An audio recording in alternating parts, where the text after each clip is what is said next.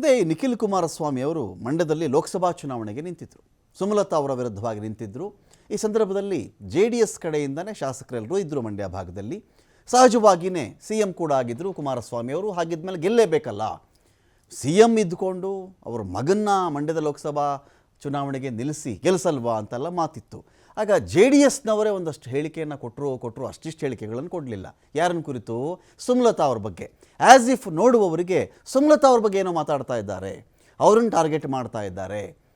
ಅವರು ಪತಿ ಸತ್ತ ಇಷ್ಟು ತಿಂಗಳುಗಳಿಗೆ ಅವರಿಗೆ ರಾಜಕಾರಣ ಬೇಕಿತ್ತಾ ಎನ್ನುವುದರಿಂದ ಹಿಡಿದು ಏನೇನು ಹೇಳಬಹುದೋ ಏನೇನು ಹೇಳಬಾರ್ದೋ ಎಲ್ಲ ಮಾತುಗಳನ್ನು ಕೂಡ JDS ನಾಯಕರಾಗ ಹೇಳಿಬಿಟ್ಟಿದ್ರು. ನೋಡುವವರಿಗೆ ಇಲ್ಲ ಟಾರ್ಗೆಟ್ ಮಾಡಿ ಮಾತಾಡ್ತಾ ಇದ್ದಾರೆ ಅಂಥೇಳಿ. ಆದರೆ ಆ ಪೆಟ್ಟು ಬಿದ್ದದ್ದು ಅವತ್ತಿಗೆ ನಿಖಿಲ್ ಕುಮಾರಸ್ವಾಮಿ ಅವರಿಗೇನೆ. ನಿಖಿಲ್ ಕುಮಾರಸ್ವಾಮಿ ಅವರು ಪಡೆದುಕೊಳ್ಳಬೇಕಿದ್ದ ಮತಗಳಿಗೇನೆ ಇವು ಪೆಟ್ಟು ಕೊಡ್ತು. ಒಂದು ಹೆಣ್ಣು ಮಗಳನ್ನು, ಒಂದು ಪತಿ ಕಳ್ಕೊಂಡಿರ್ತಕ್ಕಂಥ ಹೆಣ್ಣು ಮಗಳನ್ನು ಕುರಿತು ಈ ಥರ ಮಾತಾಡ್ತಾ ಇದ್ದಾರಲ್ಲ ಅಂಥೇಳಿ ಬಹುಶಃ ಆ ಸರದಿ ಇದೀಗ ಕಾಂಗ್ರೆಸ್ನದ್ದು ಅಂತ ಕಾಣಿಸ್ತಾ ಇದೆ. ಇಲ್ಲಿ ನೋಡಿ, ಇಲ್ಲಿ ಅಂಬೇಡ್ಕರ್ ಅವರು ಮುಸ್ಲಿಂ ಧರ್ಮ ಸ್ವೀಕರಿಸೋದಕ್ಕೆ ಸಿದ್ಧತೆ ನಡೆಸಿದ್ರು ಅಂತ ಒಂದು ಹೇಳಿಕೆಯನ್ನು ಇದೀಗ ಕೊಟ್ಟಿದ್ದಾರೆ. ಕೊನೆ ಕ್ಷಣದಲ್ಲಿ, ಲಾಸ್ಟ್ ಮೊಮೆಂಟಲ್ಲಿ ಅಂಬೇಡ್ಕರ್ ಅವರು ಬೌದ್ಧ ಧರ್ಮವನ್ನು ಸ್ವೀಕರಿಸಿಬಿಟ್ರು. ಮಾಜಿ ಶಾಸಕ ಅಜ್ಜಂಪೀರ್ ಖಾದ್ರಿ ವಿವಾದಾತ್ಮಕ ಹೇಳಿಕೆ ಇದು. ಇದೇ ಅಜ್ಜಂಪೀರ್ ಖಾದ್ರಿ ಪಠಾಣ್ ವಿರುದ್ಧವಾಗಿ ನಾನು ನಿಂತ್ಕೊಳ್ತೀನಿ ಅಂಥೇಳಿ ಅರ್ಜಿ ಕೂಡ ಹಾಕಿದ್ರು. ನಾಮಪತ್ರವನ್ನು ಹಾಕಿದ್ರಲ್ಲಿ. ಆದರೆ ಕಡೇ ಕ್ಷಣದಲ್ಲಿ ಇವರ ಒಲಿಸಿದ್ದೇ ಆಯಿತು, ನಾನು ನಿಲ್ಲಲ್ಲ, ಹಾಗೆ ಹೀಗೆ ಅಂತ ಹೇಳಿ ಇವರು ಹಿಂದೆ ಸರಿದ್ರು. ಈಗ ನೋಡಿ, ಇವರ ಒಂದು ಕಾಂಟ್ರವರ್ಷಿಯಲ್ ಸ್ಟೇಟ್ಮೆಂಟ್ ಬಂತು. ಇದು ಪಠಾಣ್ ಅವ್ರಿಗೆ ಹೆಲ್ಪ್ ಆಗುತ್ತಾ, ಹೆಲ್ಪ್ ಆಗಲ್ವಾ, ನಾನೇನು ಹೇಳಕ್ಕೆ ಹೋಗಲ್ಲ. ಈಗ ಇದು ಲಾಭವಾಗುತ್ತಾ ನಷ್ಟವಾಗುತ್ತಾ ಗೊತ್ತಿಲ್ಲ.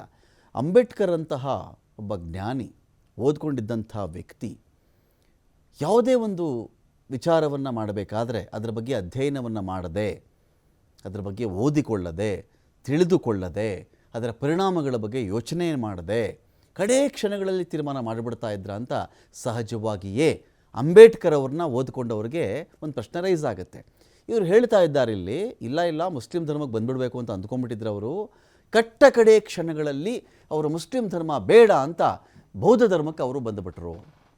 ಅವರು ಬೌದ್ಧ ಧರ್ಮ ಒಂದು ವೇಳೆ ಸ್ವೀಕರಿಸದೇ ಇದ್ದಿದ್ದರೆ ದಲಿತರೆಲ್ಲ ಮುಸ್ಲಿಮರಾಗ್ಬಿಡ್ತಾ ಇದ್ರು. ಅಂದರೆ ಅಂಬೇಡ್ಕರ್ ಅವರು ಮುಸ್ಲಿಂ ಧರ್ಮಕ್ಕೆ ಹೋಗ್ಬಿಡ್ತಾ ಇದ್ರು.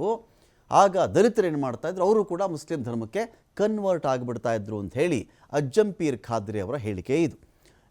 ಈ ವಿಚಾರಕ್ಕೆ ಸಂಬಂಧಪಟ್ಟದ್ದು ನಾವು ಕೂಡ ಮೊಟ್ಟ ಮೊದಲ ಬಾರಿಗೆ, ನಮಗೆ ತಿಳಿದಿರುವಷ್ಟರ ಮಟ್ಟಿಗೆ ನಾವು ಮಾತನಾಡಬೇಕು ಅಂತ ಹೇಳಿದ್ರೆ, ಮೊಟ್ಟ ಮೊದಲ ಬಾರಿಗೆ ಈ ತರಹದ ಒಂದು ಹೇಳಿಕೆಯನ್ನು, ವಿಚಾರವನ್ನು ಅಂಬೇಡ್ಕರ್ ಅವರ ನಿರ್ಧಾರಕ್ಕೆ ಸಂಬಂಧಪಟ್ಟದ್ದು ನಾವು ಕೂಡ ಕೇಳ್ತಾ ಇರೋದು. ನಮಗೆ ಗೊತ್ತಿಲ್ಲ, ಅಕಸ್ಮಾತ್ ಎಲ್ಲಾದರೂ ಉಲ್ಲೇಖ ಇದ್ದರೆ, ಇದರ ಬಗ್ಗೆ ಎಲ್ಲಾದರೂ ಅಂಬೇಡ್ಕರ್ ಅವರು ಬರೆದಿದ್ದರೆ, ದಾಖಲೆಗಳಲ್ಲಿ ಉಲ್ಲೇಖ ಆಗಿದ್ದರೆ ದಯವಿಟ್ಟು ಅದ್ರ ಬಗ್ಗೆ ಕೂಡ ಬೆಳಕು ಚೆಲ್ಲಬೇಕಾಗತ್ತೆ. ಆದರೆ ಗೊತ್ತಿಲ್ಲ ಇದು ಎಷ್ಟರ ಮಟ್ಟಿಗೆ ಇದು ನಿಜ ಅಂಥೇಳಿ. ಅಜ್ಜಂಪೀರ್ ಖಾದ್ರಿ ಅವರು ಈ ಒಂದು ಶಿಗ್ಗಾವಿ ಇದೆಯಲ್ಲ, ಈ ಕ್ಷೇತ್ರದ ಟಿಕೆಟ್ ಆಕಾಂಕ್ಷಿ ಆಗಿದ್ದರು.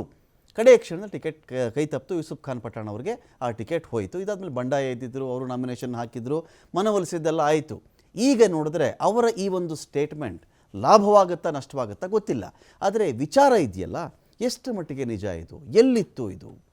ಅಂಬೇಡ್ಕರ್ ಅವರು ಈ ಥರ ಮುಸ್ಲಿಂ ಧರ್ಮವನ್ನು ಸ್ವೀಕರಿಸಬೇಕು ಅಂತ ಇದ್ದರು. ಕಡೇ ಕ್ಷಣಗಳಲ್ಲಿ ಅಂಬೇಡ್ಕರ್ ಅವರು ಹೋಗಿ ಬೌದ್ಧ ಧರ್ಮ ಸ್ವೀಕರಿಸ್ಬಿಟ್ರು ಅಂಥೇಳಿ. ಅಂಥ ದೊಡ್ಡ ವ್ಯಕ್ತಿ, ದೊಡ್ಡ ಜ್ಞಾನಿ, ಅನೇಕ ದೇಶಗಳನ್ನು ಸುತ್ತದಂಥವರು, ಅನೇಕ ದೊಡ್ಡ ವಿಚಾರಗಳ ಬಗ್ಗೆ ಚರ್ಚೆ ಮಾಡಿದಂಥವ್ರು, ಅಧ್ಯಯನ ಮಾಡಿದಂಥವ್ರು, ಅವರ ಒಂದು ಬದುಕಿಗೆ ಸಂಬಂಧಪಟ್ಟಂತೆ ನಿರ್ಧಾರವನ್ನು ಮಾಡಬೇಕಾದ್ರೆ ಲಾಸ್ಟ್ ಮೊಮೆಂಟಲ್ಲಿ ಚೇಂಜ್ ಮಾಡಿಬಿಡ್ತಾ ಇದ್ದೀರಾ ಗೊತ್ತಿಲ್ಲ.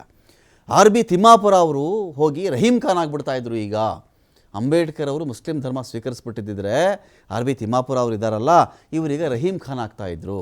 ಡಾಕ್ಟರ್ G ಪರಮೇಶ್ವರ್ ಅವರು ಹೋಗ್ಬಿಟ್ಟು ಪೀರ್ ಸಾಹೇಬ್ ಆಗಿಬಿಡ್ತಾಯಿದ್ರು. ಹನುಮಂತಯ್ಯ ಅವ್ರು ಹೋಗ್ಬಿಟ್ಟು ಹಸನ್ ಸಾಹೇಬ್ ಆಗಿಬಿಡ್ತಾಯಿದ್ರು. ಮಂಜುನಾಥ್ ತಿಮ್ಮಾಪುರ ಹೋಗಿ ಬಾಬು ಸಾಹೇಬ್ ಆಗಿಬಿಡ್ತಾ ಇದ್ರು. ಈಗಲೂ ದಲಿತ ಕೇರಿ ಇದ್ದ ಪಕ್ಕದಲ್ಲೇ ಮುಸ್ಲಿಂ ದರ್ಗಾ ಇದೆ. ದಲಿತರಿಗೂ ಮುಸ್ಲಿಮರಿಗೂ ಇರತಕ್ಕಂಥ ಬಾಂಧವ್ಯ ಹಾಗೆ ಉಳ್ಕೊಂಡಿದೆ ಇವತ್ತಿಗೂ ಅಂತ ಹೇಳಿ ಮಾಜಿ ಶಾಸಕ ಅಜ್ಜಂಪೀರ್ ಖಾದ್ರಿ ಕಾಂಟ್ರವರ್ಷಿಯಲ್ ಅಥವಾ ವಿವಾದಾತ್ಮಕ ಹೇಳಿಕೆಯನ್ನು ಕೊಟ್ಟಿದ್ದಾರೆ. ಡಾಕ್ಟರ್ ಬಾಬಾ ಸಾಹೇಬ್ ಅಂಬೇಡ್ಕರ್ ಅವರು ಸಂವಿಧಾನ ಬರೆಯೋದ್ರಿಂದ ಅಜ್ಜಂಪೀರ್ ಖಾದ್ರಿ ಮಾತಾಡ್ತಾರೆ. RB ತಿಮ್ಮಾಪುರ ಸಾಹೇಬರು ನಿಮ್ಮ ಓಡಿಗೆ ಬರ್ತಾ ಇದ್ದಾರೆ.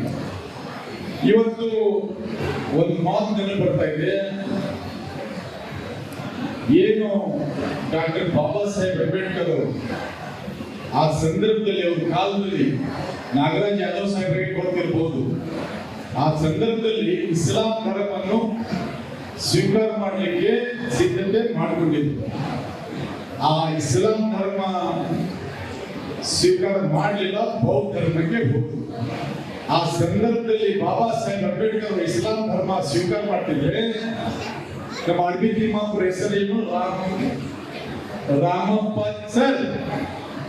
ಅರಬಿ ಬಾಬಾ ಸಾಹೇಬ್ ಅಂಬೇಡ್ಕರ್ ಅವರು ಬೌದ್ಧ ಧರ್ಮ ಸ್ವೀಕಾರ ಮಾಡಿದ್ರೆ ಹೋಗಿ ಇಸ್ಲಾಂ ಧರ್ಮ ಸ್ವೀಕಾರ ಮಾಡ್ಲಿಕ್ಕೆಲ್ಲ ಸಿದ್ಧತೆ ಆಗಿತ್ತು ಅಂತ ನಾವು ಓದಿದ್ದೀನಿ, ತಿಳ್ಕೊಂಡಿದ್ದೀವಿ. ನಮ್ಮ ರಾಮಪ್ಪ ತಿಮ್ಮಾಪುರ ಹೋಗಿ ರಹೀಂ ಸಾಬ್ ಆಗ್ತಿದ್ರು, ಡಾಕ್ಟರ್ ಜಿ ಪರಮೇಶ್ವರ್ ಹೋಗಿ ಪೀರ್ ಸಾಬ್ ಆಗ್ತಿದ್ರು, ಹನುಮಂತಪ್ಪನವರು ಹೋಗಿ ಹಸನ್ ಸಾಬ್ ಆಗ್ತಿದ್ರು, ಮಂಜುನಾಥ್ ತಿಮ್ಮಾಪುರ ಹೋಗಿ ಮೆಹಬೂಬ್ ಸಾಬ್ ಆಗ್ತಿದ್ರು, ಬಸಣ್ಣ ಹೋಗಿ ಬಾಬು ಸಾಬ್ ಆಗ್ತಿದ್ರು. ಆದ್ರೆ ಈಗೂ ಕೂಡ ಎಲ್ಲ ಅಂಬೇಡ್ಕರ್ ನಗರ ಇದೆ, ಎಲ್ಲ ನಮ್ಮ ದಲಿತ ಕೇರಿ ಇದೆ, ಅದರ ಬಾಜುನ ಆಸಾರ ಮಲ್ಲ ಇದೆ, ಅದರ ಬಾಜುನ ಆಸಾರ ಮಲ್ಲ ನೋಡಿ, ನೀವೆಲ್ಲ ಹಳ್ಳಿ ವಿಚಾರ ಮಾಡಿ ನೋಡ್ರಿ. ಎಲ್ಲೆಲ್ಲ ನಮ್ಮ ದಲಿತ ಕೇರಿಗಳದಾವು, ಅದಕ್ಕೆ ಹತ್ತು ನಮ್ಮ ಆಸಾರ್ ಮಲ್ಲ, ಆಜಾದ್ ಮಲ್ಲ, ಇಸ್ಲಾಂಪುರ ಎಲ್ಲ ಇದೆ. ಈ ಮಾತಾಗಿ ಹೇಳ್ತೀನಿ ಅಂದ್ರೆ ನಿಮಗೆ ನಮ್ಗೆ ಇರ್ತಕ್ಕಂಥ ಬಾಂಧವ್ಯ ಅದು ಅಲ್ಲಾಹ್ ಹತ್ರ ಬಂದಿದೆ. ನಾ ಈ ಸಂದರ್ಭದಲ್ಲಿ ಹೇಳಿಕೆ ಬಯಸ್ತೇನೆ, ಡಾಕ್ಟರ್ ಬಾಬಾ ಸಾಹೇಬ್ ಅಂಬೇಡ್ಕರ್ ಅವರು ಸಂವಿಧಾನ ಬರೆಯೋದ್ರಿಂದ ಶಬೀರ್ ಖಾದ್ರಿ ಮೈಕ್ ಹಿಡಿದು ಮಾತಾಡ್ತಾರೆ. ಆರ್ಮಿ ತಿಮ್ಮಾಪುರ ಸಾಹೇಬರು ನಿಮ್ಮ ಓಣಿಗೆ ಬರ್ತಾ ಇದ್ದಾರೆ. ಇವತ್ತು ಒಂದು ಮಾತು ನೆನಪು ಬರ್ತಾ ಇದೆ. ಏನು ಡಾಕ್ಟರ್ ಬಾಬಾ ಸಾಹೇಬ್ ಅಂಬೇಡ್ಕರ್ ಅವರು